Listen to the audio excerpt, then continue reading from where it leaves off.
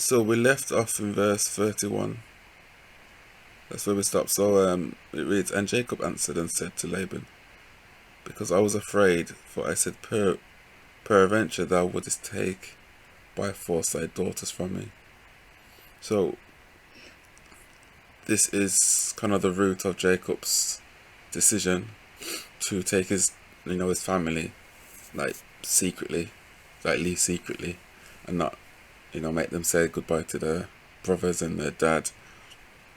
He just made them just leave just like that, and this departure was like kind of permanent, like maybe forever, where they wouldn't see them again. So I mean, to me that doesn't sound good, and it's kind of a situation where you're leaving, and he's without even saying goodbye to your home, to your own family. In today's world, it's not what's the word? It's not reasonable. It's not right. I mean, Jacob went through this experience. When he had to, well, he was forced to leave. He had to leave his mom. He had to leave his dad. His family. I don't know if he had friends, but he just cut loose from them and never seen them again. Well, he didn't see his mom again for all those years. So, his mom wasn't a part of his family. His parents wasn't there to see him find a wife. They wasn't involved in that. They wasn't there to see his marriage. They wasn't there to kind of see his success. His career, his growth of his career. That's with the cattles. It's different for our time. So there wasn't there throughout his whole life, throughout his development. They missed all of that, based upon his decisions. So he's taking his daughters, Laban's daughters, without saying goodbye, basically. But he fled, and we see that Laban caught up with him because he didn't like the way he fled. So Laban catches up with him, and what does Laban do? He confronts him, doesn't he? He confronts him. So what I'm saying is, that's an issue. There's an issue right there. Laban saying this is an issue. You cannot just leave without allowing me to say goodbye to my children, without me even kissing them and saying goodbye and sending them off well.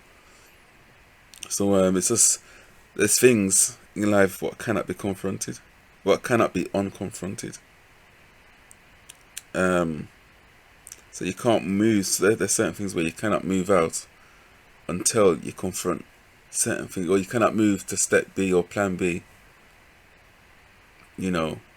Without dealing with completing the things that are supposed to be completed in plan A.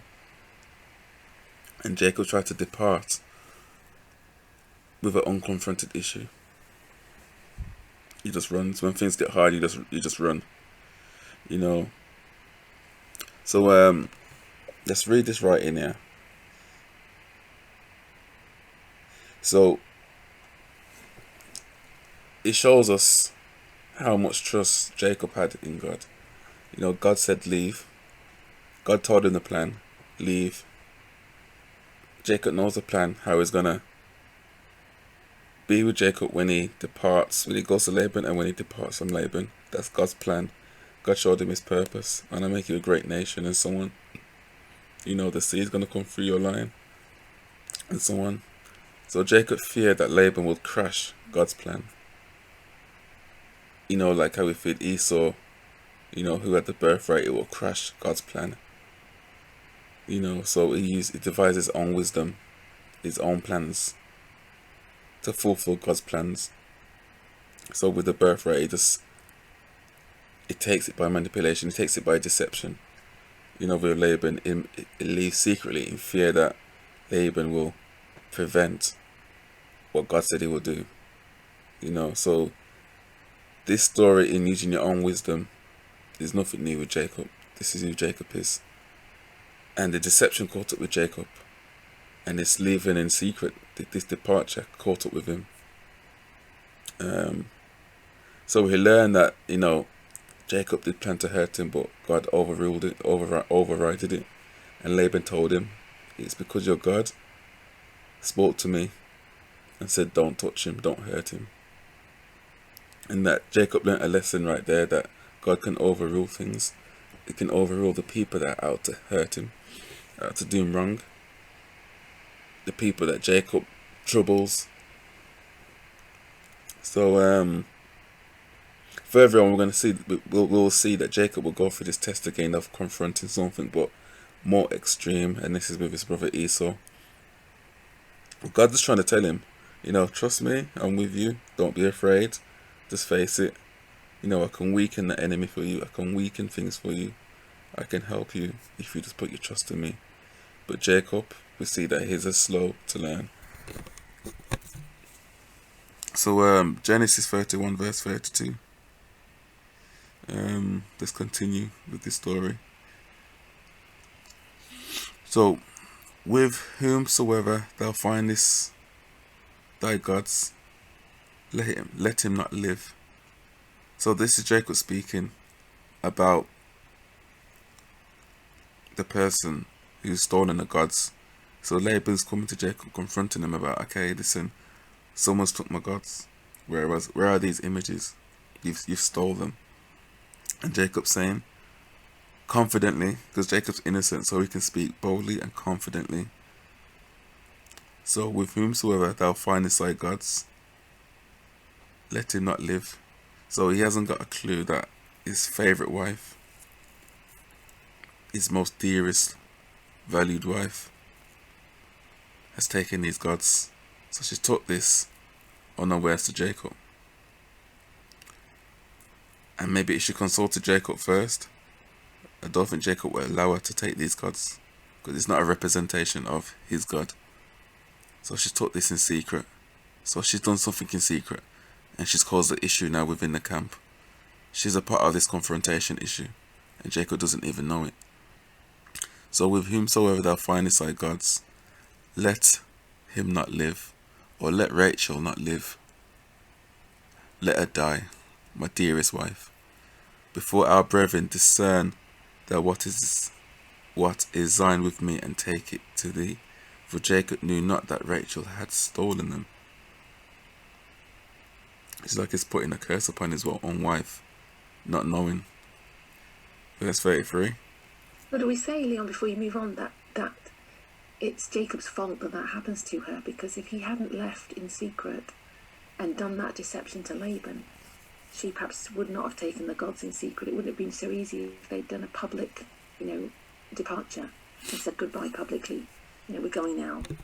And maybe if he'd confronted Laban, you've not treated me well. We need the dowry. You're not giving the money to your daughters, and we need to, and we're leaving anyway, or we're taking some sheep, whatever he did.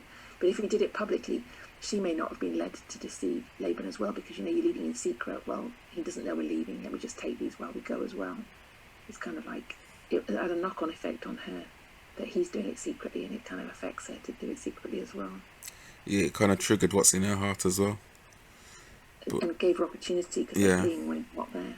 So when you don't deal with issues, you give way to more issues to open up. Yeah. Even though his experience with Laban in the past shows him he can't be trusted. Because we discern things about people, or we have interactions with them, and we know that there's certain, we make judgments which may be valid judgments. It's valid that Laban, tried to deceive him the first time, did deceive him the first time out, getting the Rachel as a wife. So he knows he's not really, and changed his wages 10 times. So he knows Laban's not reliable, but he should still behave in a Christ-like manner. Is that how he reasoned it? And it wasn't really Christ-like to disappear in secret and take his daughters without telling him. Because it might be difficult to know when. You could say, use discernment and don't, confront someone like that, because you know what they're like. But in this instance, we know that this is an issue with Jacob, and to overcome it, he needed to trust God on it, and resolve it instead of fleeing like he did before. You sort of flee to escape something. And it's just typical. He puts it, Mm. just leaves it all open when he should have had closure on that issue, with the daughters, let them say goodbye. Yeah. So, Okay. verse 33, and Laban went into Jacob's tent, and into Leah's tent, and into the two maidservants' tents, but he found them not. So these guys must have been really valuable to him. So Rachel knew what to do for him to behave like this. She knew what to take. It's like, this is my revenge. I know what's gonna wind. I know what's gonna get to you, and I'm gonna take that thing that gets to you, because this is what you've done to me. It just shows you the quality of their relationships, or it shows you what was in Rachel's heart, how she was feeling towards her dad. This probably resentment, this bitterness. And she probably had this all for all these years. So she had this. I know we know that Laban done her wrong, but as a person of God, is this the example set by Christ, by God, by the laws? What was passed down from Adam to Noah to Abraham to Isaac to Jacob. Was this the example that was passed down? Surely it wasn't.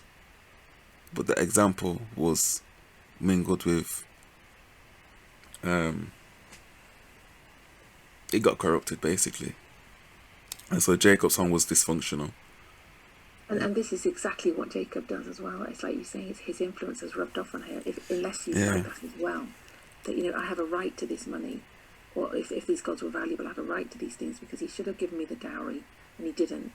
Just like Jacob felt he had a right to the birthright, so now I'm going to get it in my own strength. I'm going to take it by force. So he takes it by force from Esau and by deception from Isaac. He's, like you say, he's doing his own will. And she does the same thing. She says, well, I'm rightfully owed this money, let me just take it. Or these things, this value. Yeah, but that's what I'm saying, this is the cause of these bad relationships. Yeah. Why these children decide to make bad decisions. Because the parents don't treat them right. Yeah, so we have Jacob. He's rejected. He's rejected by his own dad. What's rightfully Jacob's, it's not given to Jacob. And then same with Rachel, rejected by her own dad, yeah. And Jacob is not, what's the name? Isaac. Favoritizes, what's his name? Esau. Yeah. And gives Esau what was supposed to be given to Jacob. So right there, that affection, that love is not there, it's divided. So Jacob's rejected, and within that rejection, it causes Jacob to make some bad decisions.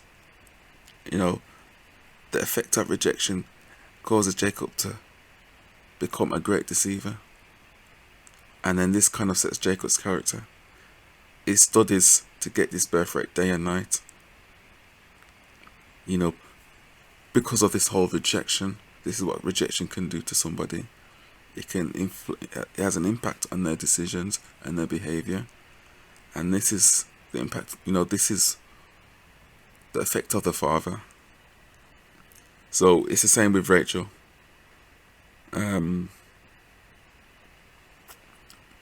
This whole dynamic, she's chosen Jacob to be her husband, and her dad just totally steps in and just messes things up. Messes things up totally. So it has an effect upon their relationship. So we just see relationships getting destroyed basically in these stories. So for Rachel to steal from her own dad, we know that, okay, this relationship is still, it's not resolved. It's been like 14 years maybe. Has it been 14 years since the deception with Leah? And she's doing this right now. So we know that, the relationships has not been resolved. She's seen her husband get cheated 10 times. He's been deceived and so on. So she's not happy. she's not a happy wife. But is there any way that Rachel could have confronted her dad? I mean, was it done those days? Was it culturally acceptable for Rachel to do that? I don't know. I don't know. Even if it wasn't, was it godly to not confront her or deal with the issue? I would say no. You know. So she allowed this issue to continue, basically unresolved, and this is a result of it. It's the same with Jacob. He had issues undealt with, and we see the results. We see the effects. So verse 34.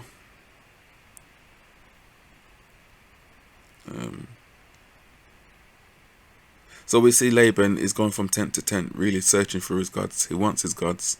He wants his images. You know, and I'm gonna look into Leah's tent, maybe she stole them from me. I'm gonna look into the maidservants' tents, maybe they've stolen from me.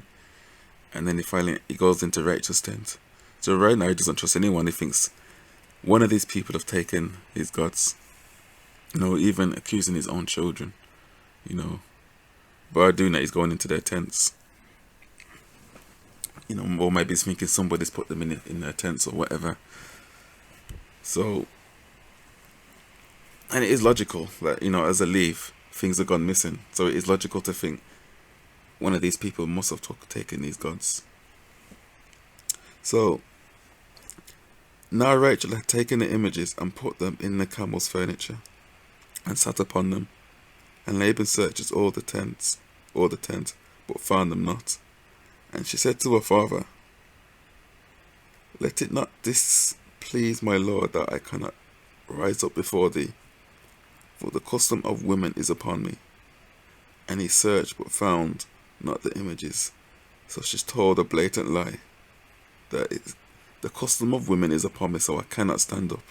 I cannot stand up from where I'm sitting because the images are under me and I don't want you to find them. But let me tell a lie and say the custom of women is upon me, so I cannot stand up. So his father appreciates that. You know, he falls for that lie. She fools him. She deceives him. She's just like her husband. And he falls for it. And then verse 36. And Jacob was wroth and chode with Laban. And Jacob answered and said to Laban, what is my trespass? What is my sin? That thou hast so hostily pursued after me. So Jacob's not happy now. He's confident that he's so innocent. Laban's looked everywhere and he doesn't find them. You know, so Jacob's asking him, you know, what's my sin that thou hast so hostily pursued after me? Whereas thou hast searched all my stuff, what hast thou found of all thy household stuff? Set it here before my brethren and thy brethren, that they may judge betwixt us both. This 20 years have I been with thee. Thy ewes and thy she-goats have not cast their young, and the rams of thy flock have I not eaten. So Jacob's declaring his innocence, his loyalty towards Laban. So he's ignorantly angry, like rough. You know, he's ignorant of what's happened. You know, Leah seems quite in all this. You know, she's thinking the same thing. Okay, we're innocent. There's nothing. Or maybe Leah knows. I don't know. So Leon, it's interesting. I just came across a Spirit of Prophecy quote, and I think Jacob knew. So this is quite interesting. You want to read it? Share it with you. See what you think. It's found in Signs of the Times, December 4th, 1879, paragraph 2. It's Jacob's second visit to Bethel. It's called, the whole article. Is it written by Ellen White? Yeah. 1874. I'll just post the relevant paragraph. It's only 3 sentences. But is one. There's one paragraph before that, so I just post it in the chat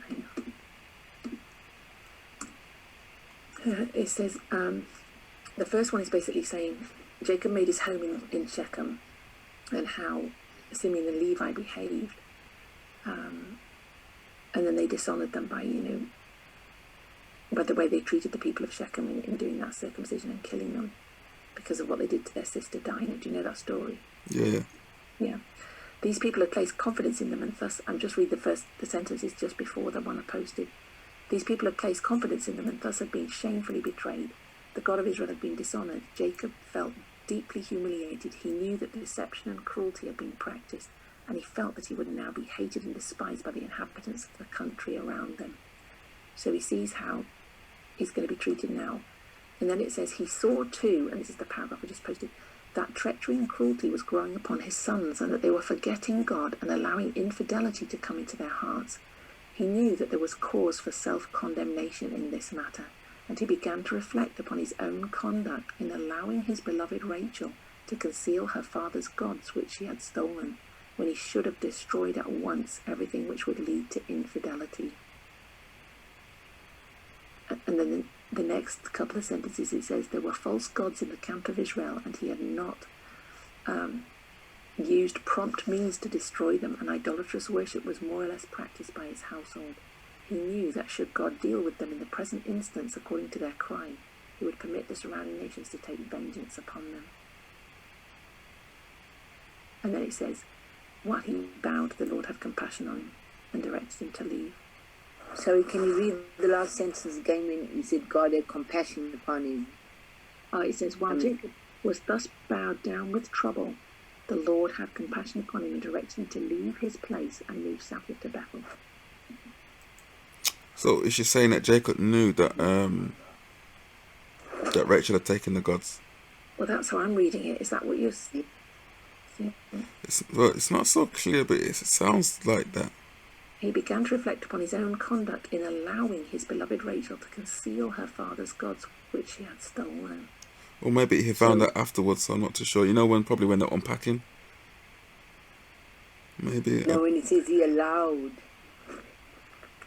Yeah, it's possible he did it afterwards, maybe, yeah. Yeah, it's possible. It's possible he could have did it afterwards when he probably found out, and he allowed her to kind of journey on with them still and not destroy them. Or he could have known when she first done it, maybe. But if he known when he first done it, that means he's lying. But then again, it doesn't make sense why he would say, "Cursed is he who has taken his gods." Yeah, it doesn't make sense, really, unless he's saying that just as a cover-up, like, what makes you think anyone here's got them? I'll show you that you haven't, like, if you find them. So they say, "Cursed is he," meaning, my wife has taken his gods, but let me just say anyway. So he's cursing his own wife. And surely he would have known about Rachel being on a menstrual cycle. I was wondering that. I was thinking... That was a lie. Was it a lie? Do we know it was a lie? Maybe she was. But she used that as an excuse to stay sitting. She's been walking all along. Whatever. Yeah, but true. But then he would know that when did he hear her say that? Or was that in the tent and then Laban comes out and Jacob didn't even hear her say that? Do you think he'd say... But if you just look at the act, she read verse 35. Wait a minute, she's not on her cycle. Why is she saying that? So read verse 34 and 35. Yeah, we did. It doesn't really clear, is it then? Read it. Now Rachel had taken the images and put them in the camel's furniture and sat upon them. And Laban searched all the tent but found them not. And she said to her father, "Let it not displease my lord that I cannot rise up before thee, if the custom of women is upon me." And he searched but found not the images. So why did you put the camp? Why did you... They're not supposed to be walking. What's that? When they're on the menstrual cycle, are they not supposed to be walking?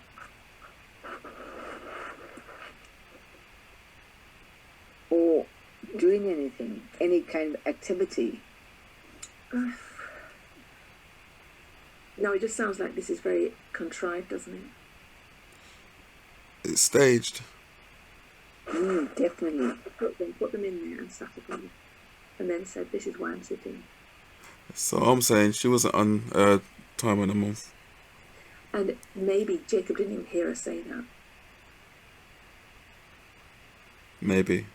Or he did, and maybe that prompted him to say afterwards, what are you talking about? You're not. So either way, he discovers that she's got them from this paragraph. Yeah, or maybe Jacob's seen her put the things in the camel's furniture there, and then maybe. Maybe. Sorry, she's seen them. Yeah. So maybe I don't know. You maybe found out then. Maybe I don't know. Or afterwards. So I'll probably need to explore those paragraphs again. But it's clear that He didn't do anything about it, though. so it. Yeah, that's the thing. Yeah, the bottom line of it is There's an issue right there. God's introduced into the camp, into Jacob's household for the first time. And he doesn't, that's the kind of the beginning that it doesn't stop there. It continues all the way up until 2020. Now, the thing is with that, he presumably didn't want to expose her to the rest of the camp. He didn't want to tell anyone she'd stolen them because he loved her so much. He's like, I don't want to, because he conceals the fact that she's stolen these gods when he should have allowed everything. Should have destroyed at once everything which would have led. So he presumably says, just put them away, put them in a box and leave them there. And because the next bit says there were false gods in the camp of Israel, he did not use prompt means to destroy them. And idolatrous worship was more or less practiced by his household. So presumably they found those gods and practiced it, because it would be very superstitious to say that brought, as like an unlucky charm that influenced others. They were just in a box somewhere and no one knew about them, but they were somehow influenced to worship idols. Because that's how people, how we reason that, you must have something in your house when it's in one activity, you've got to get rid of it. Mm. And I don't know if there is, and you're not using it like that, does it really carry that kind of curse? So it seems to me that because he kept it, it's influenced his house too. Yeah, she kept it. That means they must have been around it while they was living in Laban. Because if Laban must have been practicing these things, it must have influenced them anyway, maybe. Mm-hmm. And maybe it was in Rachel's heart. That's why she took them. Another reason why she took them. Yeah, so that's what I was thinking, how you trace that back, that, the sins the parents have visited on the children because they've got it, they're carrying it with them. She's been influenced by seeing Laban do all that. And perhaps has seen prayers seemingly answered or something, which has confirmed her view in this false, that needs some visible representation of God. And was she practicing idolatry? Maybe she had to be taken out. She had to die. And what actually happened to the god after that? Did she bury it, or what happened? It doesn't say, does it? No, it doesn't. That's what she didn't. They didn't destroy it because it says he should have destroyed at once everything, but he didn't. It said he allowed her to conceal them, conceal the fact that she stole them. I think on an emotional level we can say that often we don't help people deal with their issues because we think we're being kind, like he's kind of hiding, covering up for her, not saying she stole them. However you look at it, whether he did that to Laban or later to his own household, he didn't tell them, that Rachel did this because he loves her. But in doing that, he's actually condoning her sin and helping her carry on in the wrong behaviour. And so often that's what we do. We kind of don't deal with things because out of what we think is love and concern for people. We don't want to confront it, we don't want to hurt them, we don't want to expose their weaknesses, whatever it is.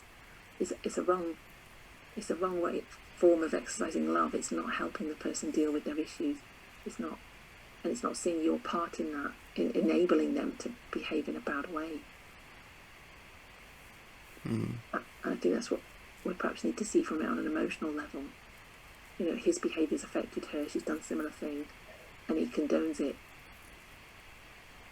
by hiding it. He doesn't say, we shouldn't have done that, let's just get rid of it or give it back. It's like he cannot say no.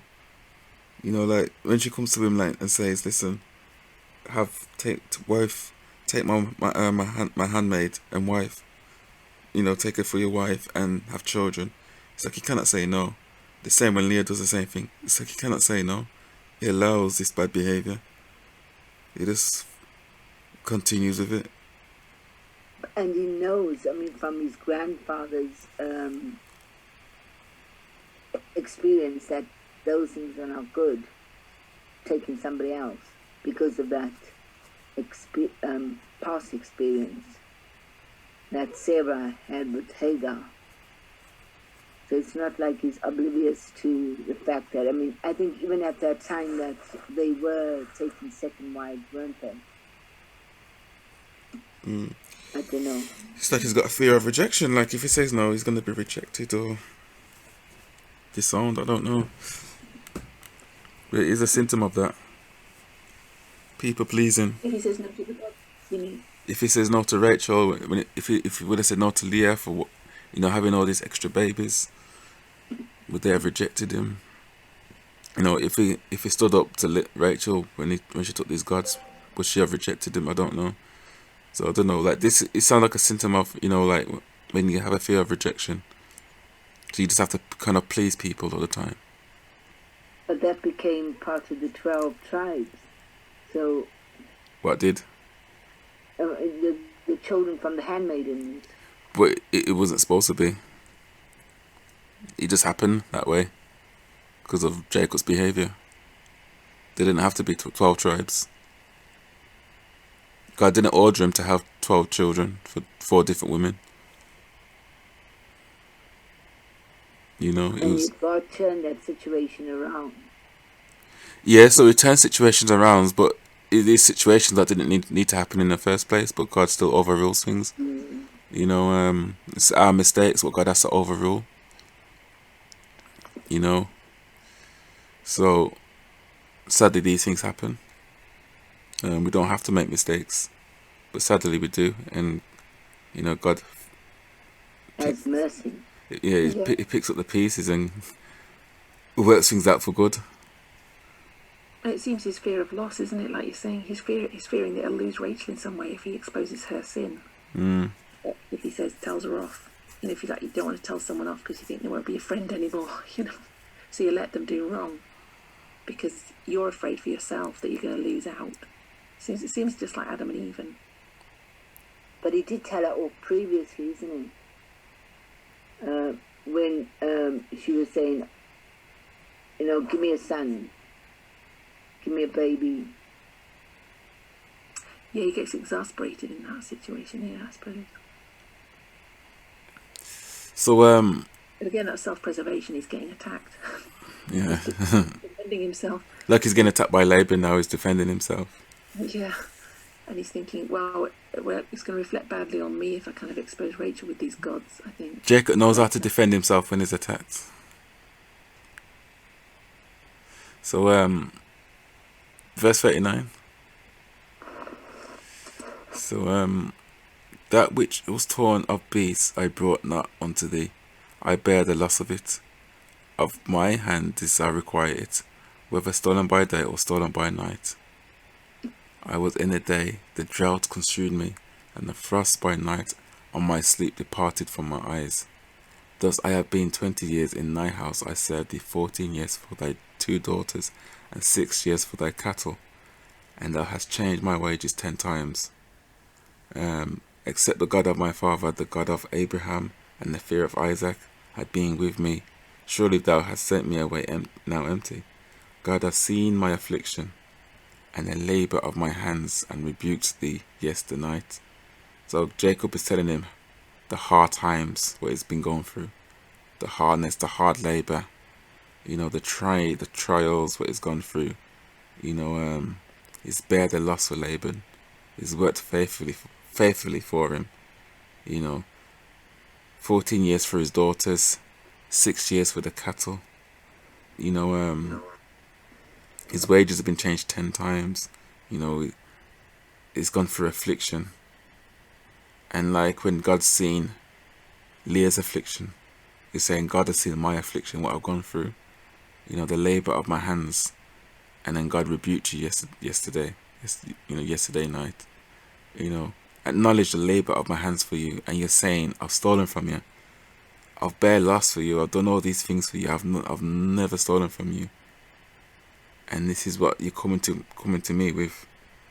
I've gone through some trials for you. I'm innocent. But your daughter is not. So God has mercy upon him. So Laban responds and says, and Laban answered and said unto Jacob, these daughters are my daughters, and these children are my children, and these cattle are my cattle, and all that thou seest is mine. And what can I do this day unto thee, my daughters, or unto their children which they have borne? Now therefore come thou, let us make a covenant, I and thou, and let it be for a witness between me and thee. And Jacob took a stone and set it up for a pillar. And Jacob said unto his brethren, gather stones. And they took stones and made an heap, and they did eat there upon the heap. And Laban called it Jegar Sahadutha, but Jacob called it Gilead, a more simple name. And Jacob said, this heap is a witness between me and thee this day. Therefore was the name of it called Gilead. And Mizpah, for he said, the Lord watch between me and thee when we are absent from one another. If thou shalt afflict my daughters, or if thou shalt take other wives beside my daughters, because Laban sinned, the confusion what got introduced into the household with all these wives. No man is with us, see God is witness betwixt me and thee. And Laban said to Jacob, behold this heap, and behold this pillar, which I have cast betwixt me and thee. This heap be witness, and this pillar be witness, that I will not pass over this heap to thee, and thou shalt not pass over this heap, this pillar unto me, for harm. And the God of Abraham, and the God of Nahor, the God of their father, judged between us. And Jacob sware by the fear of his father Isaac. And Jacob offered sacrifice upon the mount, and called his brethren to eat bread. And they did eat bread, and tarried all night in the mount. And early in the morning Laban rose up, and kissed his sons and his daughters, and blessed them. And Laban departed, and returned unto this place. So this is what should have happened. This is what Laban was asking for in the first place, to kiss his sons and his daughters and depart, without all this drama happening. So let's read this quote, and then we move on to the next section. So, Emma, you want to read it? Yeah. In the absence of Laban, Jacob took his family and all that he had and left Laban. After he pursued his journey 3 days, Laban learned that he had left him, and he was very angry. And he pursued after him and determined to bring him back by force. But the Lord had pity upon Jacob, and as Laban was not about to overtake him, gave him a dream not to speak good or bad to Jacob. That is, he should not force him to return, or urge him by flattering inducements. When Laban met Jacob, he inquired why he had stolen away unawares, and carried away his daughters as captives taken with the sword. Laban tells him, it is in the power of my hand to do you hurt, but the God of your fathers spake unto me yesternight, saying, take thou heed that thou speak not to Jacob either good or bad. Jacob then rehearsed to Laban the ungenerous course he had pursued toward him, that he had only studied his own advantage. He appeals to Laban as to the uprightness of his conduct while with him, and says, that which was torn of beasts I brought not unto thee, I bear the loss of it. Of my hand didst thou require it, whether stolen by day or stolen by night. Thus I was in the day, the drought consumed me, and the frost by night, and my sleep departed from mine eyes.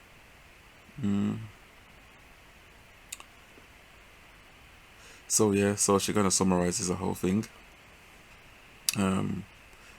So we've seen that it was in God's power to protect Jacob. Can I just ask something? Why did he say he carried away his daughters as captives taken with the sword? Why does it say that? Just above. Why does Laban say that, you're asking? Yeah. So what is Laban saying? What's he describing this departure like? You mean taken? I'm just wondering, with taken with the sword, does that mean taken forcefully or? No, it's saying, why have you taken my daughters like captives taken by sword? So it's describing how Jacob's departure looks like. Like he forced his daughters. No. So what Laban is saying is, What verse is it? Let's go back to the verse. It is in the absence of, just further down. So now let's go to the verse. Oh, the verse. One second. Where's the verse?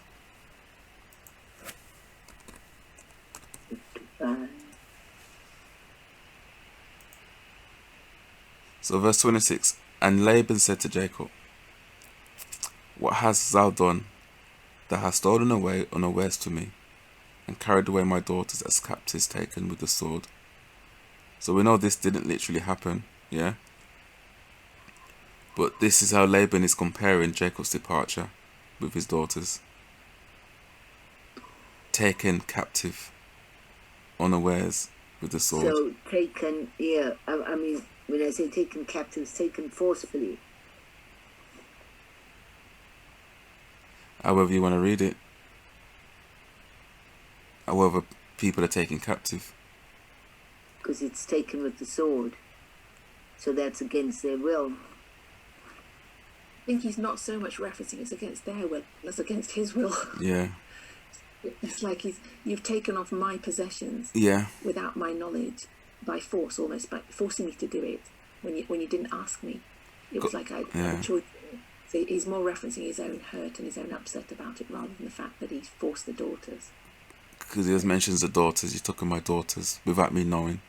Yeah. So this something's taken from me, like captives with the sword. Something's taken from me. You know, this is what you've done. And the very spirit that he's got there, he's determined to go and take them back by force, to do the same thing back to him, to take vengeance. But then the dream's given, because he said in the paragraph, he pursued after him, determined to bring him back by force. So he's going to use the same treatment. Well, he's not going to use the same treatment, because that's not what actually happened. No, the same treatment is in his head about how he's processing it. Yeah, exactly. Yeah, he's projecting on it. Okay. This is like what you've done to me, so I'm going to do it back to you. Yeah. Yeah, so God kind of comes to him like at the last minute. So this force, this angry determination, is probably used for Laban to get to Jacob, and then his heart softened at the last minute. Okay then, so we finished with that section. Shall we move on to Genesis 32?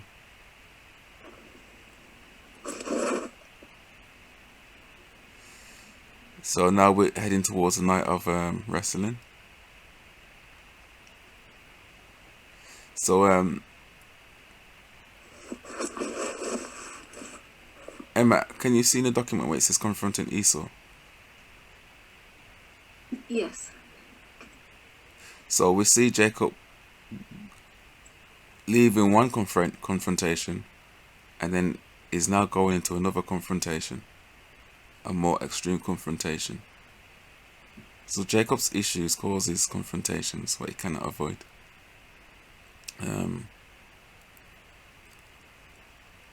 But it's good he seems to have resolved that Laban one now. It's a closed chapter properly. Yeah. So they've left on kind of good terms. So, the daughters of... Yeah. So you cannot go into new chapters without closing previous chapters. So can you just read that writing? Yeah. One confrontation out of the way, onto the next one. But before he arrives at this next confrontation with Esau, angels of God... Sorry, where are you reading from, Emma? Oh, it's just the next part of the document, just below the paragraph we just read. It says confronting Esau. Yeah. So from one confrontation to another. And further down? No, I'm just reading that paragraph. I'm just the writing from there. One confrontation out of the way. See that? No. Yeah. Where it says confronting Esau, just below that. It says, I've got Genesis 32 verse 3. Below that. Okay, I don't know what you got, but for time's sake, maybe you just have to listen for time's sake. Yeah, I'm just kind of reading what Leon's written, some commentary on that. Angels of God meet him. They met him when his journey really began. When he began his journey from Laban's house, something was undealt with. This is why God allowed the confrontations. And there are certain things in life you have to tackle before you begin your journey. You may have to confront certain things, because that thing unconfronted may become a stumbling block. It may do damage to your future. It may cause issues and unwanted sorrow. Laban was going to hurt Jacob for what he did, but God had to intervene. His dearest wife had stolen the gods unawares to Jacob, which caused an issue that had to be confronted. Rachel ends up getting cursed and later dies for what she did, causing sorrow and motherless children. Or maybe she didn't die because of the curse, but it's a coincidence. It just shows how people you are trying to carry into your purpose can cause hindrances and issues you're not even aware of. Certain things in life just cannot be avoided, but it's how to manage it. You can't step into this new field of work when you haven't even completed your previous work but left it undone. What does this say about you? When it gets tough, you run. So you cannot avoid confrontations. Things that are unconfronted will or can hinder your progress. Laban hindered Jacob's journey. The fear of Esau hindered Jacob's journey. Things that may need to be confronted. Issues that might be warring inside us, that are stopping us going further or achieving what we are capable of achieving, or fulfilling God's purpose. Anxiety, insecurities, deep emotional wounds that leave infections in the form of certain behaviours, like withdrawal, quietness, excessive talking, people pleasing. Could these be infections from unhealed deep wounds and not identities we ascribe to ourselves? Yeah. So in his mercy, God allows him to confront it there with Laban. Yeah. And says, let's close this one properly so that you can move on and deal with Esau, because you don't want all this trail of carnage behind you where people are going to come after you and take vengeance. Yeah. Basically, yeah. So he'll have Laban after him like Esau after him. So he's just It's double trouble. piling up enemies. Yeah. So every incident we go through, we need to confront. Is that it? I'm not saying that. Well, I think Because you you just carry it right into the future again, so it just does make sense. But so you have to be very conscious of those issues. But not everybody is, because when you do go through those things, it's just like you just move on, wanting to forget, put the past behind you. Yeah, every issue is different. Depends what the issue is really, but if it's an issue that needs to be resolved and you ignore it, it's still there. Basically, it's still there. And the reason, you have to ask yourself, why have you not resolved it when it's resolvable? Why are you not dealing with it? But if you're conscious about it, then you can only deal with it. Otherwise, you can't. Yeah, true. And there may be a fear to address it though, Leon, as well. Yeah, that's the thing as well. I You've got mean, fear. a lot of times people do tell us that there's issues, and we just ignore it. We don't want to listen, or we believe that no, this isn't an issue. Let me not deal with it. It's not that much of an issue. Or I don't have the time to deal with it now. I'll deal with it another time. Or perhaps we don't have a human solution. Like Jacob might have thought, I don't really have a solution in this situation. Laban's, he's not trustworthy. I better just leave.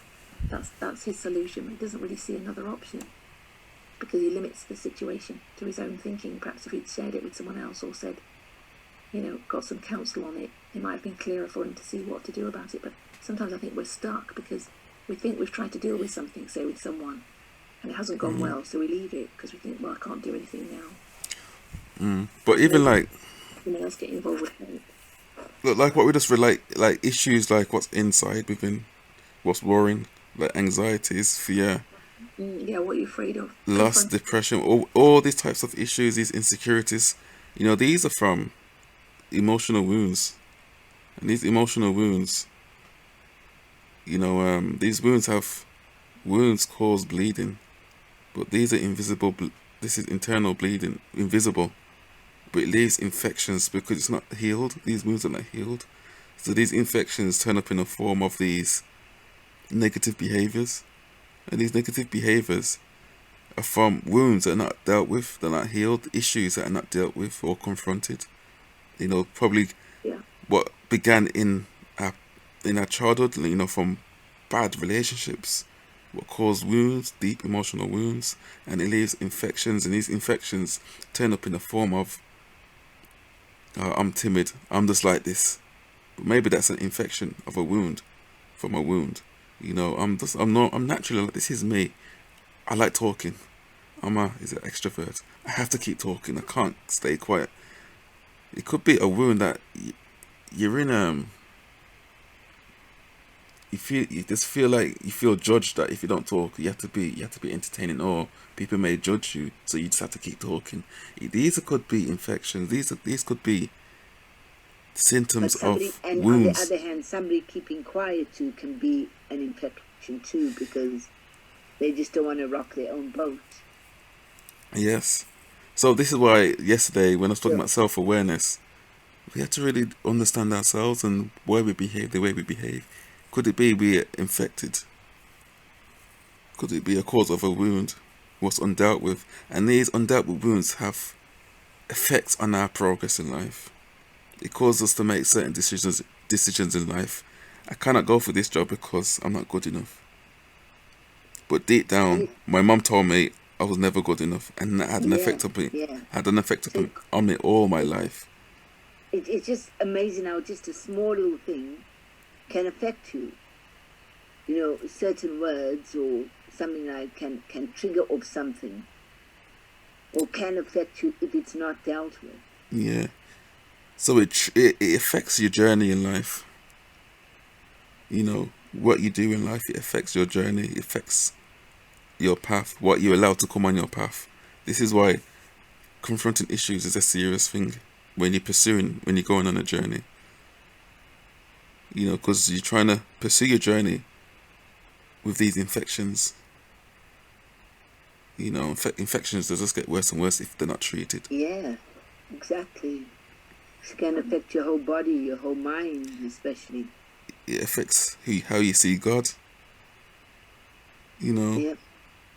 And I think it's interesting how the people around you, when their behaviour and what happens to you is a reflection of how you've treated them and what's happened. Yeah. So it's often like when Jacob sees his son's behaviours and is just horrified that they've killed these people in Shechem and they've done this treachery. He starts to reflect on his own life and he realises he's been treacherous to God in allowing this idolatry to carry on, which has shaped who they are. And he's responsible for that mess, or he's partly responsible for the mess. And so now he cleanses the camp of their idolatrous practices. And so it's in his own suffering with his own children when they behave in that way, that badly. And obviously with their parent, this is really happens all the time. You see your children and you start chastising them for their bad behaviour, then you reflect and think, actually, where'd you get that from? And it's clearer to see perhaps with children, but I'm sure it happens with every relationship, your friends, your family. Someone behaves badly towards you and you think, why are they doing that? And you've actually promoted it in some way because of your behaviour towards them. You've had some influence in that negative behaviour, whether it's great or small. And maybe you haven't always, but that's what this story is showing us, that your actions will come back on you if you're not careful and you don't even recognise it until you start to suffer. And then when you start suffering, it touches you, or somebody does something nasty, it's actually, wait a minute, why are they doing that? It's because of the way I've treated them, what my expectations of them, or we can actually have been the cause of why they're treating us badly. Sometimes, I'm not saying all the time, because obviously that would give license for abuse and stuff, but it's clear that our actions do influence those around us, and we don't always see that until we start to go through a trouble. Wow, this is just it's just like so big, so vast, so responsible. Yes. Wow. Yep.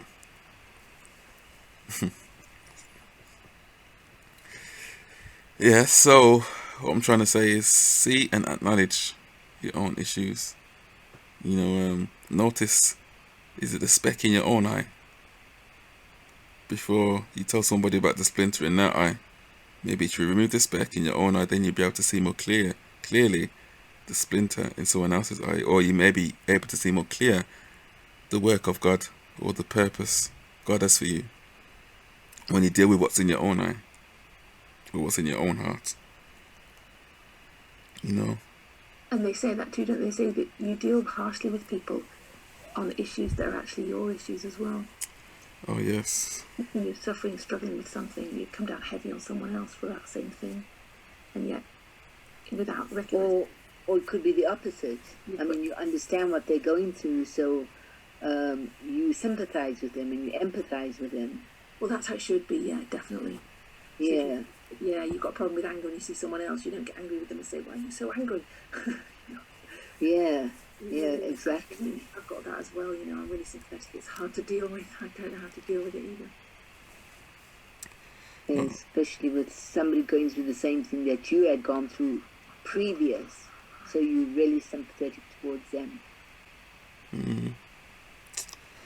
Oh, dear Father in heaven, Lord, we just want to thank you for these studies that we have in dear God, and how we can relate it to ourselves and how it really impacts on ourselves to dear God. And we just realize that these things can be so complicated, Lord Jesus, and that we really need to see our responsibility in everything, even as far as somebody's relationship with us, and how we ourselves perceive it and see it. And so we're just asking you, Lord, to help us to sort out in our own minds these things too, Father, so that we can help others even more, and use that empathy with them too.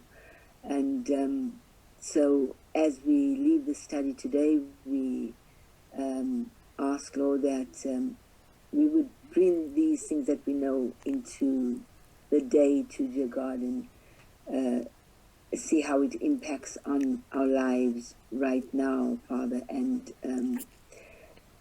come to you with anything that we need to sort out. And so we're just asking for your help, your guidance, and your gratitude, dear God, and on how just the little things, dear God, and how we see through the eyes of Jacob, Lord, the things that he could have done and should have done, but the mercy that you still had upon him, dear God, and the mercy that you still have upon us, Father. And we just give ourselves to you, asking you to lead and to guide us, Lord, in the right way. Please forgive us, Father, for the things that we didn't do or did do and that were not pleasing in your sight, and continue to help us to sort these things out in our hearts, in our minds, Lord, so that we can continue to mold ourselves, Lord, according to your character. Thank you, Father, for Jesus' sake. Amen.